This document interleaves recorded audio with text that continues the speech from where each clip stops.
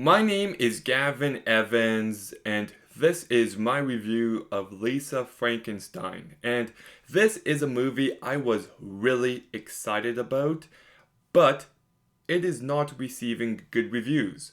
Lots of people seem to not like it, but I kinda loved this movie. In fact, I would say it's fantastic. This movie just completely worked for me, and all of the hate it's getting is just baffling. Let's begin talking about the direction by Zelda Williams, who is the daughter of Robin Williams, and I thought this was a fantastic debut. She just nailed every aspect of this movie. And I feel like people are doing her a disservice by saying it's Tim Burton-y, and you can definitely see the inspiration, but this movie just feels like its own vision entirely.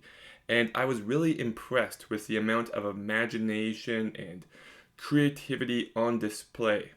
I love the use of animation in this movie. It adds to the movie's charm.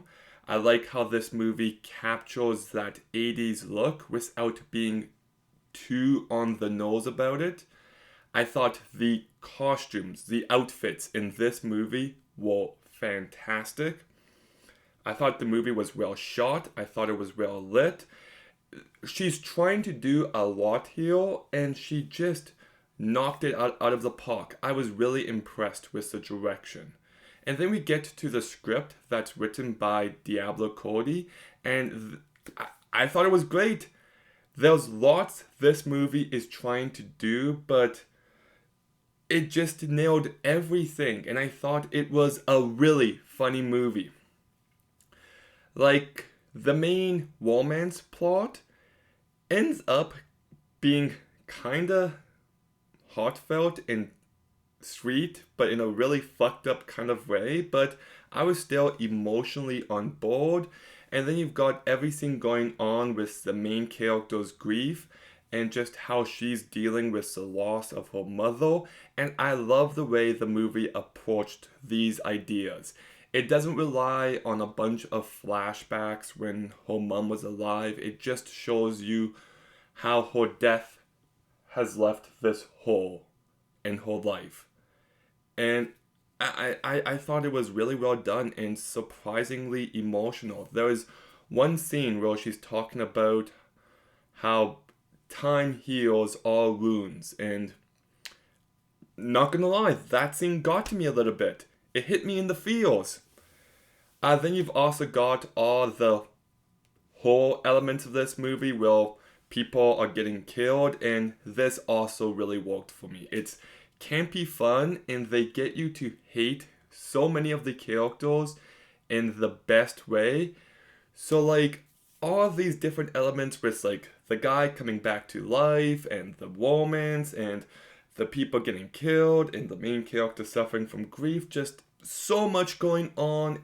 But I felt it was a very cohesive, a very satisfying, and once again, a really funny movie. Like, this movie made me laugh plenty of times. And out loud. Like, it wasn't like a, huh.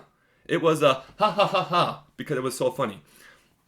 And then we get to the cast, and look, Catherine Newton has given some good performances in the past. This is easily her best work. This might end up being my favorite performance by the end of the year. She is so delightful, she is so funny, she's sweet, she's likable, and she just nailed everything she needed to. This is the most lively and personality-filled performance I've seen from her, and I was really impressed. And she also looks beautiful in this movie. Then you've got Liza Soberano, who I thought did a really good job as well. She could have been a forgettable side character, but she has so much personality that she just stands out. You've got Carla Gugino, who I thought was fantastic as well. Like, this character is despicable. You despise her existence, and she just leans into that as much as possible. Joel Crust as the dad who's present but not really there. I thought he did a very good job. Cole Sprouse. I'm not the biggest fan of him as an actor. I did grow up with Zack and Cody, but I thought he did a really good job here. He has to communicate so much without losing any words, and I thought he did a very good job with that. He brings enough personality to his character to the point where he stands out quite well. So, good job by him. And Henry Eikenberry, I thought, did a good job as well. He kind of reminded me of Chad Michael Murray in Freaky Friday, but I thought he brought enough personality to this character. So yeah, this movie just completely worked for me. I do have a couple issues. I do think the script could be polished every now and again. Like the inciting incident with the zombie coming back to life just feels so random, and I do feel like the ending, I love what it's trying to do. I just feel like the execution could have been a bit better. And I really wish this movie had a bit more of a whimsical, magical score to it. The music and the use of songs is really well done, but I just wanted a bit better music. But that all said, this movie is just so entertaining. This is a movie I can see myself going back to time and time again. It is funny, it can be heartfelt, it can be weird and out there. It has great characters. I thought the performances were great, especially Catherine Newton. There's a strong vision on display. This movie just easily the best of the year so far, and it's probably going to make my top 5 by the end. So I'm giving Lisa Frankenstein an 8.5 out of 10. Jennifer's Body came out and the critics hated it, but now it has a cult following, and I do expect the same thing to happen to this movie.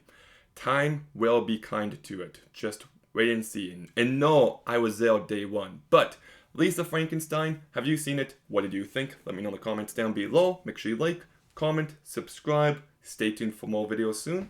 And Gavin, out.